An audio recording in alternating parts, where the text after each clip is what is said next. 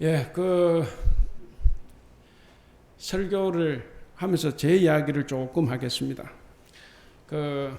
저하고 같이 살고 있는 한 사람인데, 이 제 아내는 저를 만나기 전에 몽골 선교사로 나가려고 준비하고 이제 초청장을 기다리고 있는 중에 저를 소개로 만나게 됐습니다. 그래서 만났을 때 저에게 물었어요. 그때 너는 그러진 않았어요. 너는 해외 선교를 어떻게 생각하냐, 해외 선교에 관심 있냐 이렇게 물어봤을 때 제가 대답했습니다. 국내에 선교할 것도 얼마나 많은데 해외는 왜 나가냐, 해외 선교에는 전혀 관심이 없습니다, 이렇게 단칼에 거절을 했습니다. 사실 그만큼 저는 해외 선교에 대해서 전혀 관심이 없었고, 저는 사실 외국에 놀러 가는 것도 싫어했고 외국 영화도 싫어했고 외국에 관한 것은 다 싫어했을 아주 특이한 사람이었습니다. 근데 제가 인도네시아 선교사로 간다고 하니까 당시 제가 있었던 한남대학교회 성도들이 깜짝 놀랐습니다. 그리고 이제 거기에 계신 목사님들, 사모님의 기도가 훨씬 더 셌구나, 이제 이렇게 말씀을 하기도 했습니다. 해외 선교에 이제 무관심했던 것은 뭐 저의 삶도 있겠지만, 어쨌든 제가 목사가 되겠다고 이제 결심한 것은 고등학교 3학년 때입니다. 당시에 이제 우리 한국의 최대 내륙 공업단지 구미에서 이제 고등학교를 다녔는데, 거기에 있으면서 우리 교회에 수많은 근로 청소년들이 왔어요. 그때만 해도 우리 교회에 등록된 청년이 한 300명이면 고등학교 나온 청년은 딱 한 명, 대부분 이제 청년인데 딱 한 명이고,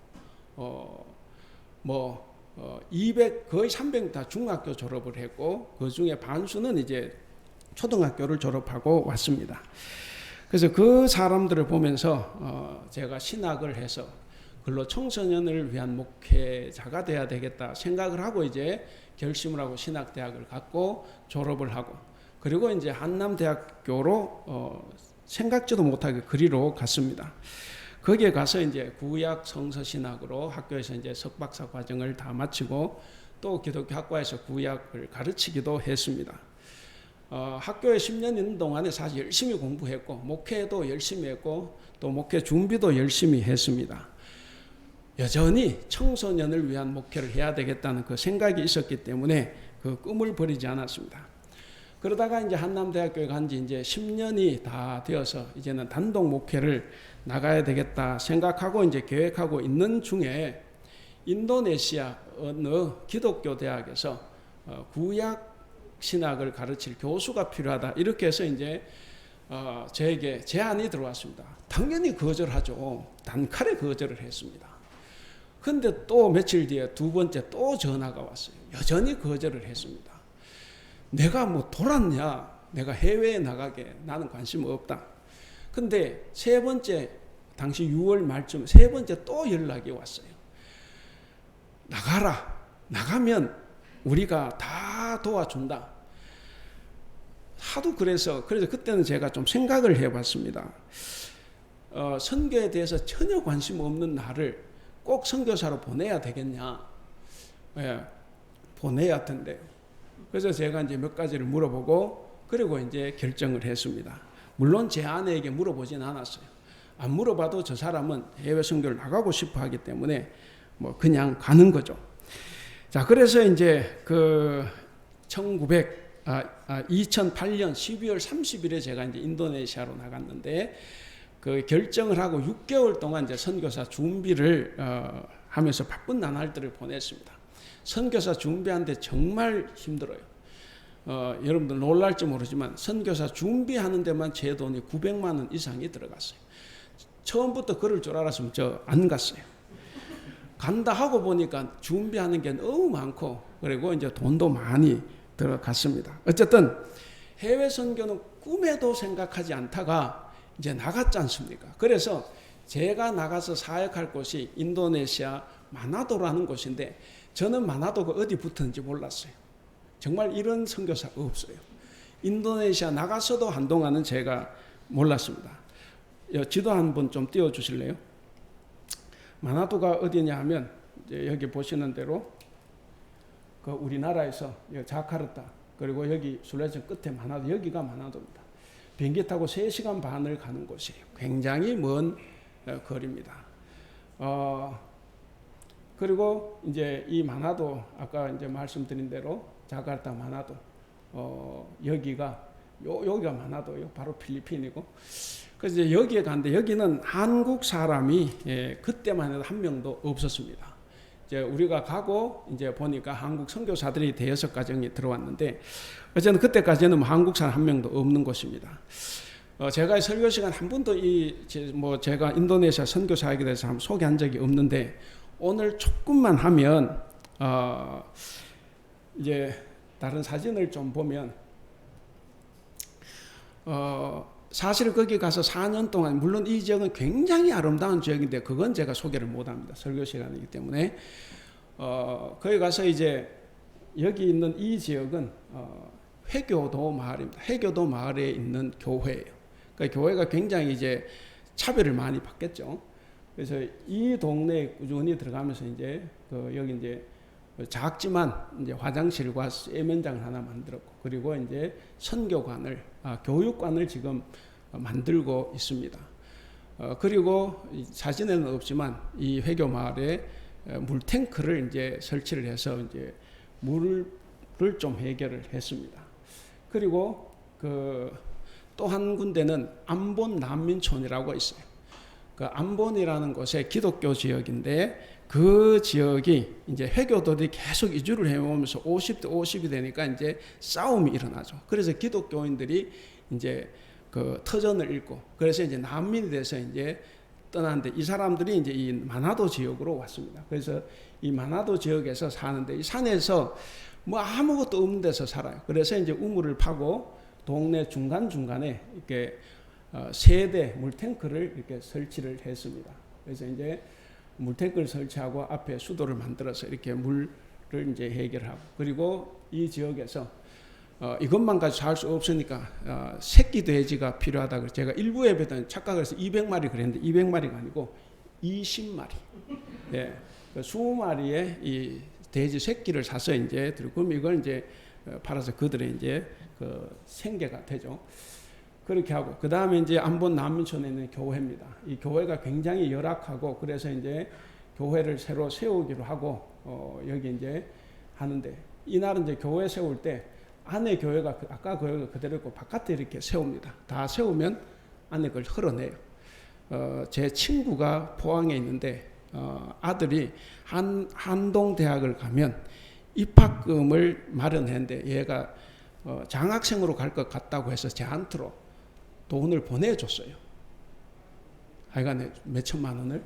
그래서 이제 그걸로 삼아서 여기 이제 이 교회를 건축을 했습니다. 그래서 안본 난민촌에 기독교 신앙 때문에 밀려온 이 사람들 어쨌든 여기에 4년 반을 있으면서 정말 사역이 즐겁고 재미있었습니다. 뭐 한국 사람 없다 그러나 아무 외로움은 없었습니다. 근데 저를 초청한 현지인이 있어요. 저를 초청한 현지인이 이제 제가 가서 사역할 대학교 총장입니다. 이 총장이 한국 교회의 선교 열정을 알아요. 그래서 그 선교 열정을 이용해서 돈을 벌려고 하는 꼼수를 가지고 있어요. 그 사람 부자가 됐는데 한국 교회로부터 선교비를 받아서 자기가 유용을 한 거죠. 사실 선교사를 부른 것도 가서 보니까 저를 그런 목적으로 사용하려고 저를 불렀어요. 근데 제가 거기에 일체 호응을 안 하니까 이제 6개월이 지나면서부터 이제 비자를 안 내준다고 이제 장난을 치기 시작했습니다.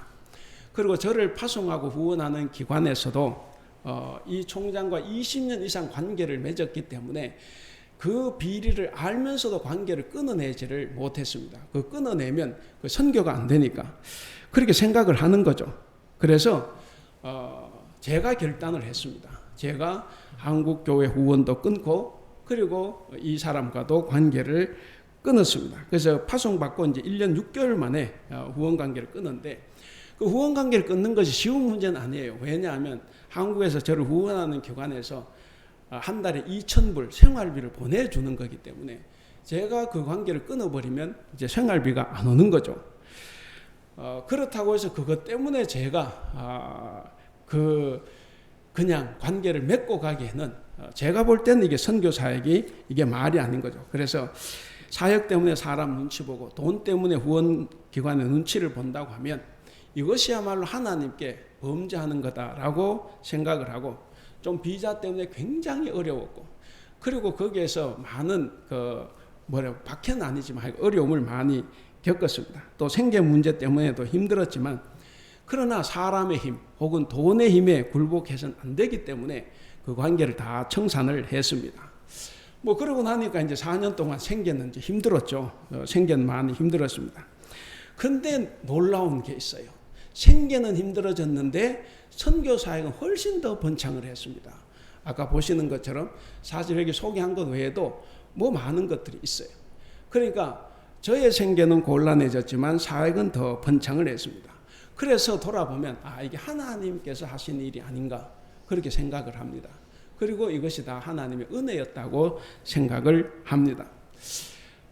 그리고 지금도 저는 현재 여기 이 자리에서 맡겨진 삶, 그리고 부여받은 사명을 최선을 다해서 감당하기 위해서 여전히 노력하고 있습니다. 사실 제가 우리 교회 이제 지난주에 말씀드렸는데 어느덧 만 7년이 지났어요. 그리고 이제 지난주부터 8년째로 접어들었습니다. 제가 오늘부로 설교를 이 교회에서 342번째, 342번째 지금 설교를 하고 있습니다. 그동안 우리 교회에 있으면서 즐겁고 행복한 일들 많았습니다. 그래서 여기에 계신 여러분들께 진심으로 감사합니다. 그러나 또 한편 힘든 일도 들어 있었습니다. 그럴 때마다 선교사로 나를 이곳에 보내신 하나님의 뜻을 한번 먼저 돌아봅니다. 어떤 경우에도 사람을 의지한다거나 혹은 사람의 눈치를 보거나 그렇게 하지 말고 오직 하나님만 바라보고 하나님의 눈치만 살피고 하나님의 뜻만 실천하기 위해서 나름 노력을 해왔습니다. 그래서 여러분들도 그 생각을 좀 하실 게 있죠. 목사가 하나님이 아닌 여러분들, 사람들 눈치를 보고 또 재물의 욕심을 부리면 일단 목사가 망합니다. 세상에는 좋을지 모르지만 목사가 망하는 것이고, 또 그것이 성도가 망하는 것이고, 그리고 교회가 망하는 것이고, 그런 교회가 많으면 나라도 망할 것입니다. 그래서 저는 사람들이 듣기 좋아하는 소리보다는 하나님께서 맡겨주신 말씀을 그대로 전하기 위해서 지금까지 온 힘을 쏟았습니다. 물론 저는 앞으로도 이 결심은 흔들리지는 않을 것입니다.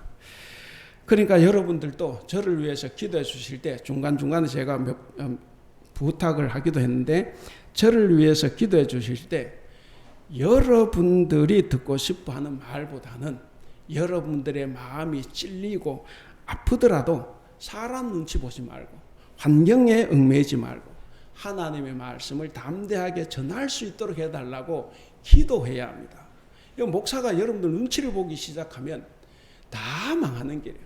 그렇기 때문에 기도할 땐 꼭 그렇게 기도해 주시면 감사합니다. 저도 저를 우리 대북교회로 보내주신 하나님의 뜻대로 하나님께 감사하고, 그리고 지금 이 자리에서 맡겨진 사명을 정말 충실하게 감당하도록 하겠습니다. 결국 제가 선교사로 나오게 된 이유가 뭘까? 외국에 대해 전혀 관심이 없었던 저를 하나님께서 정말 미련한 자를 들어 쓰신다는 하나님의 그 말씀이 다가옵니다. 저가 선교사로 나오게 된 것도 저를 값없이 구원해 주시고, 그리고 공부하게 하시고, 그리고 목사가 되게 하셨고, 그래서 길을 다 열어주셨습니다. 그래서 목회자의 길로 들어서게 된 것, 이것은 다 하나님의 은혜였고, 그래서 감사하지 않을 수가 없습니다. 그런 하나님께서 만약에 저를 정말 선교사로 보내시기 위해서 누군가를 들어서 자꾸 저에게 권면을 했다고 하면 제가 안 들을 수는 없겠다, 그런 생각을 했습니다. 그래서 하나님께 감사함으로 이 선교사의 길을 가기로 생각을 했습니다. 그래서 저는 사실 한국에서 정말 목회를 하고 싶어하는 사람이에요. 그리고 아까 말씀드렸던 것처럼 뭔가 청소년들을 위한 목회의 그 길을 가고 싶었던 사람입니다. 근데 이제 그 꿈을 다 버리게 되었고, 그리고 선교사로 헌신하게 돼서 오늘 이 자리에까지 오게 됐습니다. 사랑하는 우리 성도 여러분, 이제 올해 우리는 절반을 지금 보냈습니다. 올해의 절반을 하나님께 감사하고 남은 절반을 어떻게 살아가야 할 것인가 하는 것을 결단해야 되는 시간이 오늘 맥주 감사 주일입니다. 맥주 감사 주일의 기원은 출애굽기 23장 6절에 나옵니다. 거기에 보면 맥주절을 지키라. 이는 네가 수고하여 밭에 뿌린 것의 첫 열매를 거두음이니라 라는 말씀이 있습니다. 이스라엘 백성들은 이집트에서 430년 동안 종사를 했고, 거기서 이제 하나님 해방시켜 주셔서 광야로 나와서 광야에서 40년 동안 유랑 생활하다가 드디어 가나안 땅으로 정착을 했습니다. 그 가나안 땅에 들어가서 처음으로 그들의 손으로 씨앗을 심은데 그게 보리입니다. 보리 씨앗을 심고 그리고 마침내 땀 흘려 수고해서 수확을 하게 됐습니다. 그래서 맥주절은 뭐냐? 맥주절은 곡식을 처음 심어서 수확하는 첫 단을 하나님께 바치는 정말 큰 절기입니다. 우리 한국교회가 왜 이맘때 매년 7월에 추수감사절을 지키느냐? 그 의미는 지난 6개월 동안 우리와 함께 해주신 하나님의 은혜에 감사하는 의미를 담고 있습니다. 그리고 남은 6개월도 하나님의 은혜에 감사하는 그런 삶을 살자는 의미가 들어 있습니다. 따라서 2022년 전반기 동안에 하나님께서 은혜 가운데 동행해 주셨는데 남은 절반 동안도 우리 하나님께서 여러분들과 함께 하셔서 감사의 조건이 더 많아질 수 있기를 주님의 이름으로 축원합니다. 사실 하나님의 은혜가 아무리 커도 감사하지 않으면 원망으로 바뀌는 거예요. 아무리 원망할 일이 있어도 감사하면 다 감사의 조건으로 바뀌는 겁니다. 그것이 우리 신앙의 힘입니다.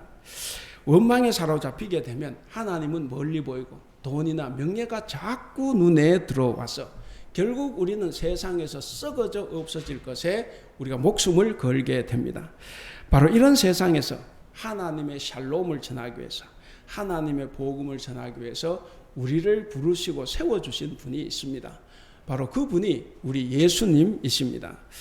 죄인인 우리를 불러주신 예수님의 이 사랑과 은혜에 우리가 감사한다고 하면 우리는 주님의 부르심에 응답하여서 주님께서 하신 말씀을 그대로 실천하며 살아가야 할 것입니다.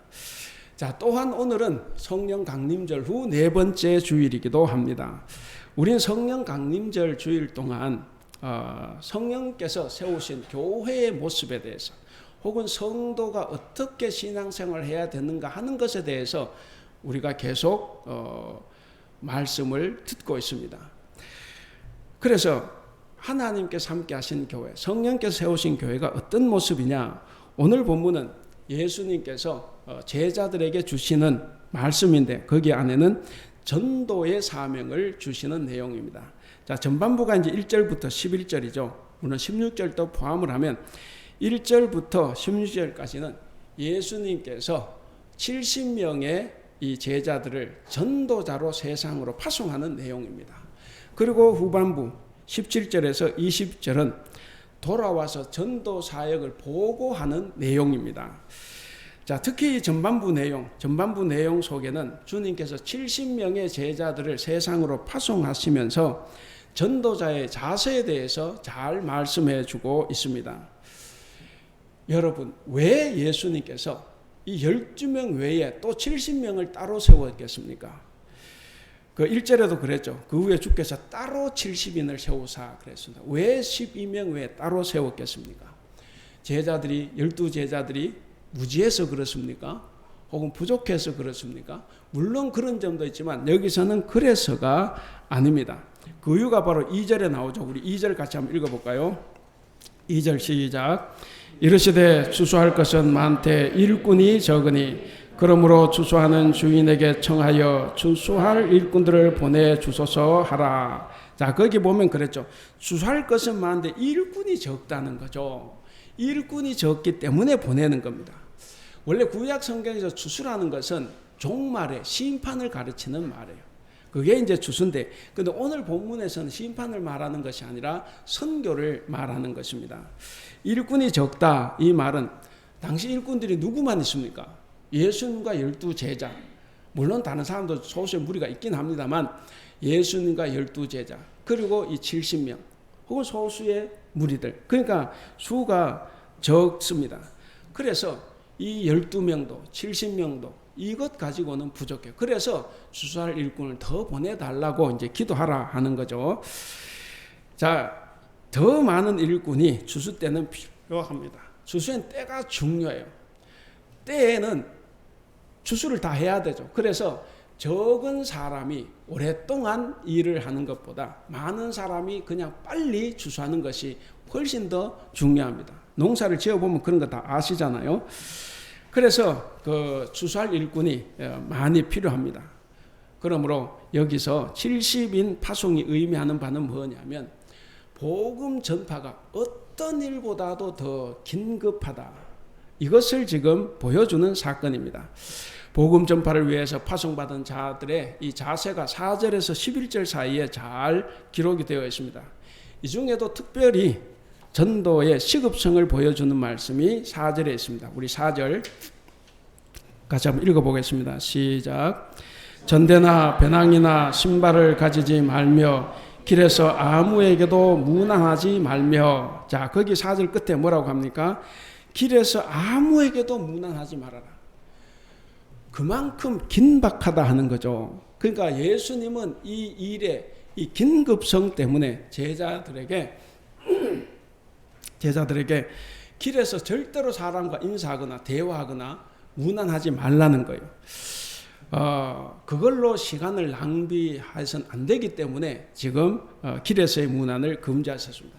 길에서의 무난을 금지했지 5절에 보시면 집에서 무난한 것은 가능합니다. 그렇기 때문에 여기서 예수님께서 실제로 명령하신 것은 뭐냐면 어떤 장애가 있어도 어떤 방해물이 있어도 눈길을 돌리지 말고 급히 서둘러라 하는 의미를 가지고 있습니다. 혹시 요즘 이제 그 뭐 코로나 때문에 그렇지는 않지만 가족 중에 응급 환자가 생겼습니다. 갑자기 우리 애가 막 복통이나 난리가 났습니다. 그럼 바로 병원 가야 되죠. 뭐 심하면 뭐 119 불러서 가는데 아는 사람 만났다고 인사하겠습니까? 가다가 아는 사람 만났다고 사정 다 설명하고 인사하고 예 안녕히 가십시오 하고 가지 않지 않습니까?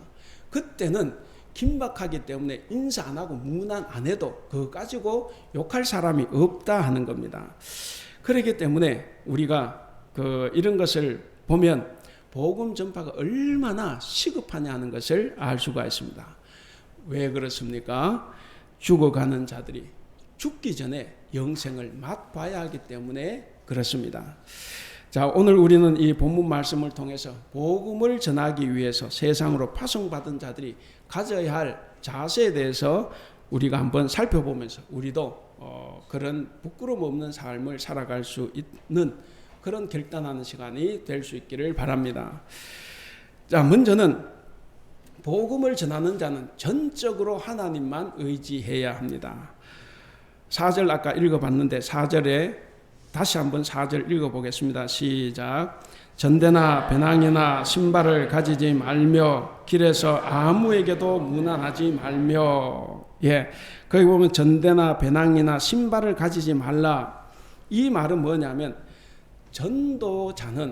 전도하는 사람은 물질에 얽매이지 말고 좀 초월해서 가볍게 살아라 하는 겁니다. 전대는 뭡니까? 돈 넣는 자루예요. 배낭은 뭡니까? 캐리어. 여행에 필요한 모든 걸 거기 다 넣지 않습니까? 그러니까 그런 것이고, 신발은 걷는 것을 대단히 용이하게 합니다. 그래서 어떻게 하면 신발을 조금 더 비싸고 좋은 편안한 신발을 살까? 우리가 그것도 고민을 하지 않습니까? 근데 예수님께서는 이런 너무나도 당연한 이런 필수품마저도 챙기지 말라 하는 거죠. 챙기지 말라고 말씀을 하십니다. 이 말씀이 좀 냉혹하게 들릴 수도 있어요. 오늘날 선교사나 전도자를 파송할 때 아무런 대책도 세우지 않고 보낸다고 하면 어느 누가 쉽게 나가겠습니까? 저도 나가기 전에 그런 상황을 알았다면 당연히 안 나갔을 겁니다. 근데 나가보니까 그렇게 해서 어쩔 수 없이 제가 결단해서 후원 관계를 끊었었는데 처음부터 알았으면 안 갔겠죠. 그러니까 이게 이런 식으로 해서 사람들이 쉽게 가지는 않을 겁니다. 또 먼 곳이 아니라 교회 안에서도 마찬가지입니다. 어떤 지원을 하지 않고 일만 맡기면 아마 맡기가 그렇게 쉽지는 않을 겁니다. 그러나 오늘 말씀은 재정의 많고 적음의 문제가 아니라 복음을 전하는 자의 자세에 대해서 지금 말씀하고 있습니다. 그러니까 복음을 전하는 자는 물질을 활용해서 복음을 전하려고 하지 말라는 거예요. 여러분 선교하는데 돈 반드시 필요해요. 제가 선교 나가보니까 돈이 필요합니다. 아까 저거한테 다 돈 들어가죠. 다 돈이 필요해요. 근데 돈이 없다고 안 하는 것하고 돈이 없어도 하는 것하고는 달라요. 돈이 없어도 하는 의지하고 하면 돈이 온다는 거죠. 근데 없다고 안 하면 우리는 계속 할 수가 없습니다. 그러니까 복음을 전하는 자는 물질을 활용해서 사명을 감당할 것이 아니라 전적으로 하나님만 의지하고 하라는 이야기입니다. 이런 자세를 가지고 일을 할 때 하나님께서 어려운 부분을 채워주신다 하는 것을 우리에게 말씀하고 있습니다.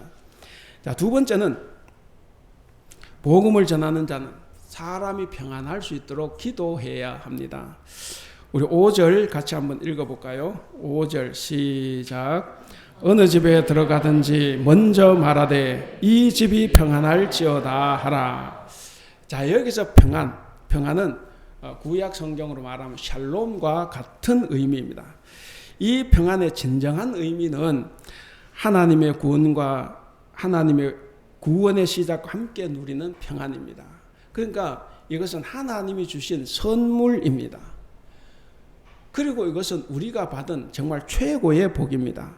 이런 복을 우리만 가지고 있어서는 안 되고 우리가 많은 사람들에게 이 평안을 전하고 그리고 축복해야 합니다. 그래서 이 5절 말씀은 길에서 하는 무의미한 감사나 그런 인사보다는 각 집을 향해서 예수님의 구원이 가져다 주는 그 평안을 전하라는 그런 명령입니다. 우리는 사실 내가 좋아하는 사람, 내 뜻과 같이 하는 사람, 내 마음에 드는 사람을 찾아보고 그리고 그들에게 평안을 전하고 그들에게 축복하는 것은 다 잘합니다. 그런데 중요한 것은 뭐냐면 그것만이 아니라 내가 좋아하지 않는 사람, 나를 반대하는 사람, 미운 사람도 방문하고 축복하고 평안을 전할 수 있어야 한다는 말씀입니다. 자, 이런 자세가 유익한 것이 6절에 나옵니다. 우리 6절 같이 한번 읽어볼까요? 6절 시작. 만일 평안을 받을 사람이 거기 있으면 너희의 평안이 그에게 머물 것이요 그렇지 않으면 너희에게로 돌아오리라. 자, 그러니까 만약 그 집에 하나님의 평안을 받아들일 사람이 있다고 하면 이건 무슨 이야기냐면 전도자가 전도했을 때 그 전도를 받아들여서 하나님 믿는다는 사람이 있으면 이런 이야기입니다. 그런 사람이 있으면 평안이 그 집에 임할 것이고 근데 내가 전하는데도 복음을 받아들이지 않으면 그 빌은 평안이 나에게로 온다 하는 것입니다. 그러니까 우리가 남에게 좋은 말을 하고 평안을 빌고 축복하는 것이 얼마나 큰 은혜인가. 꼭 내가 받아서가 아니라 이 가정이 받고 구원을 얻는 것, 그것이 얼마나 큰 유익인가 하는 것을 우리가 알 수가 있습니다. 자, 마지막 세 번째는 복음을 전하는 자는 소득을 위해서, 이익을 위해서 일하면 안 된다 하는 말씀입니다. 자, 전도자는 모든 것을 감사함으로 받아야 돼요. 어느 집에 갔을 때 뭔 대접을 하면 감사히 받고 맛있게 먹고 그래야 되는데 음식이 좋지 않다고 좋은 음식 해주는 집이 없나?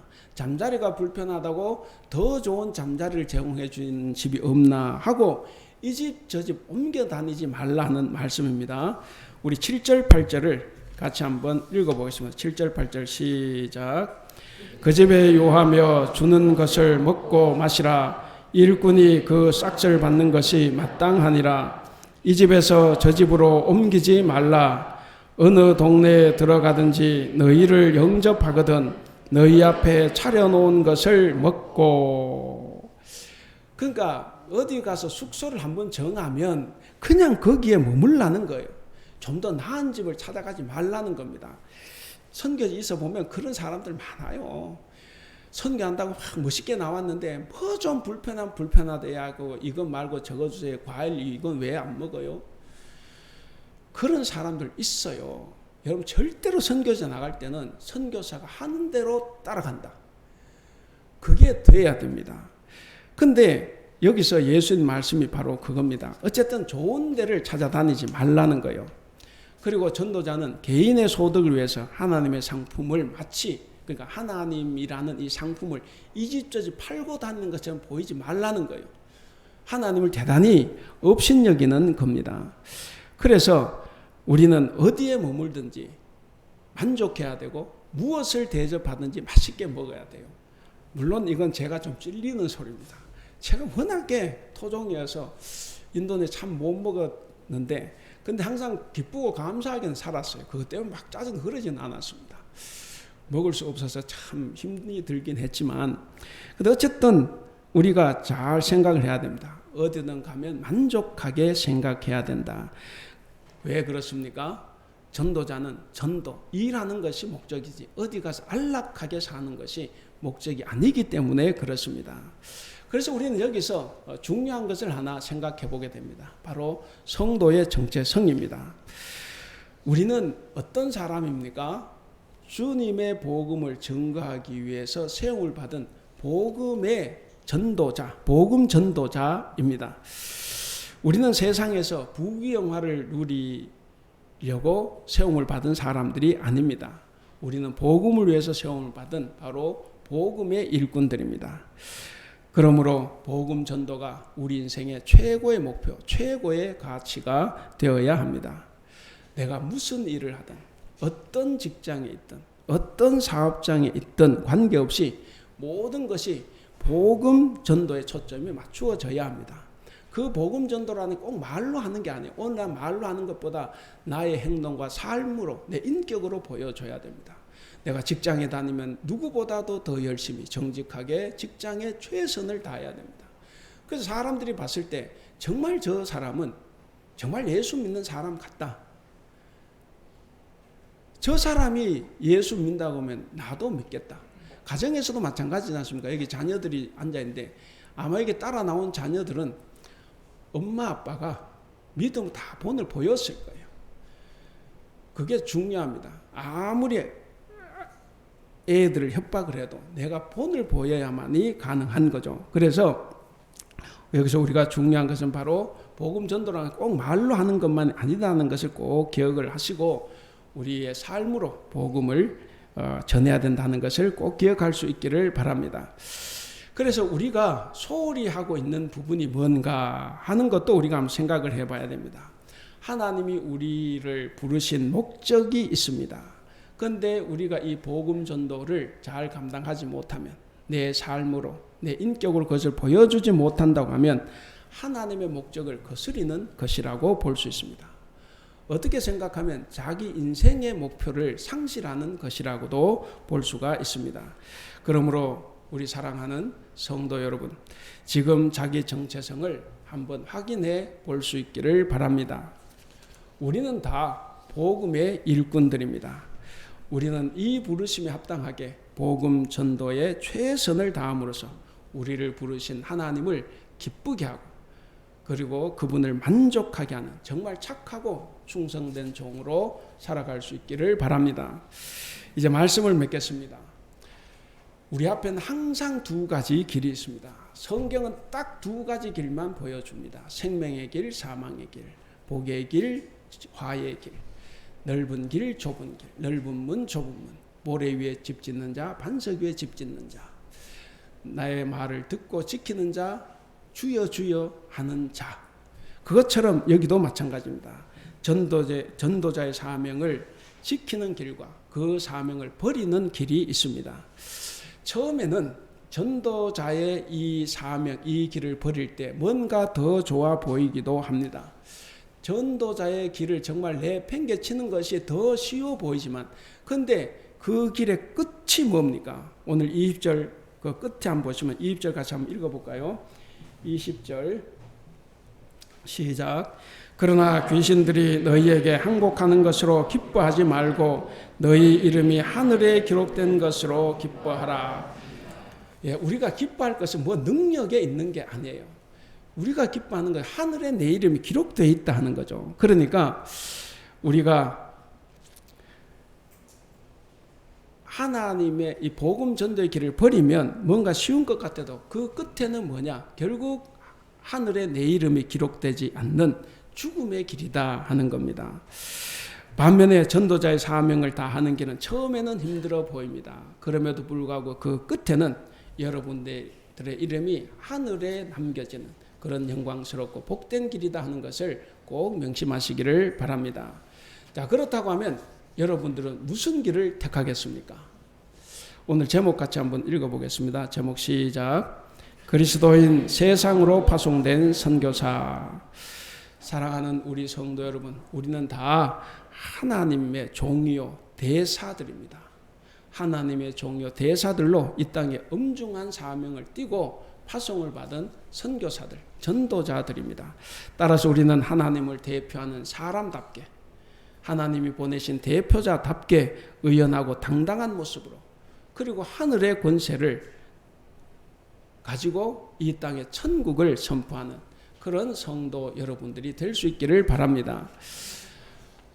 어느덧 2022년도 절반이 지나갔습니다. 그래도 감사한 것은 아직 절반이 남아있다 하는 거죠.